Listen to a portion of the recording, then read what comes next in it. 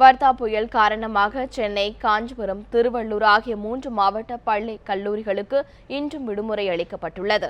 வர்தா புயல் காரணமாக சென்னை, திருவள்ளூர், காஞ்சிபுரம் உள்ளிட்ட மாவட்டங்களில் பள்ளி, கல்லூரிகளுக்கு நேற்றும் விடுமுறை அளிக்கப்பட்டிருந்தது. இந்நிலையில் இயல்பு வாழ்க்கை இன்னும் திரும்பாததால் அந்த 3 மாவட்டங்களில் பள்ளி, கல்லூரிகளுக்கு இன்றும் விடுமுறை விடப்பட்டுள்ளது.